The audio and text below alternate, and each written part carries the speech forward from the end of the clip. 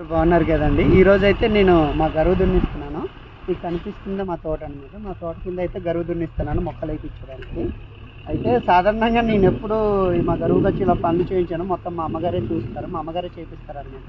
సడన్గా ఈరోజు అయితే మా అమ్మ గరువు పంపించి పని చేయించరా అంది. చూడు నేను వచ్చిన లేదా వాతావరణం ఎలా మారిపోయిందో. ఎప్పుడు పనికి రాని వాళ్ళు పనికొచ్చి సడన్గా పని చేయిస్తున్నానని ఆకాశానికి కూడా తెలిసిపోయినట్టుంది. ఉరుములు మెరుపులు ఒకటే మెరుపులు నేను పనికొచ్చానని.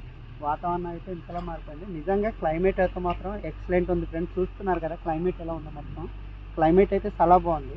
అలాగే కనిపిస్తున్న చివరికొండ ఉందా, ఆ పక్క నుంచి అయితే వర్షం కూడా వచ్చేస్తున్నారు, చూస్తున్నారా. ప్రజెంట్ అయితే మన గరువు దున్నిస్తున్నాము. ఇప్పుడు గరువు అయితే మనకు ఒక 30-40% అయినట్టుంది. ఇంక ఇదంతా దున్నించాలి.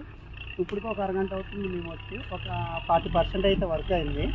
వాతావరణం అయితే ఎక్సలెంట్ ఉంది ఫ్రెండ్స్. పొరపాటున కానీ వర్షం వస్తే పని ఆగిపోద్ది అనమాట.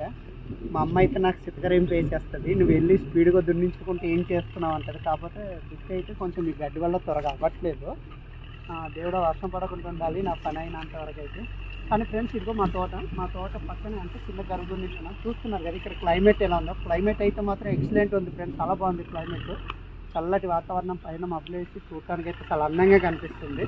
పొరపాటున కానీ క్లైమేట్ అయితే బాగానే ఉంది, కానీ పొరపాటున వర్షం పడితే నా పని ఆగిపోద్ది. నా పని ఆగకుంటుంటే చాలు. క్లైమేట్ ఇలాగుండి వర్షం పడకుండా వానదేవుడు కర్ణించాలి నాకు. అదే కర్ణించకూడదు, దేవుడు ఆ కర్ణిస్తాను అన్నాను. వాన పడవకు, వాన పడవద్దు దేవుడా, వాన పడితే నా పని ఆగిపోద్ది అంటే కాసేపు నన్ను అర్థం చేసుకొని వర్షం పడొద్దు. అప్పుడు ఇదిగో నన్ను నెత్తి మీద ఒక సినుకు పడిపోయిందిరా బాబు. వర్షం పడిపోద్ది ఏదో, వర్షం పడక దేవుడు ఇంకొక అరగంట ఆగి వర్షం పడకుంటే ఈలోపు నా పని అయిపోద్ది.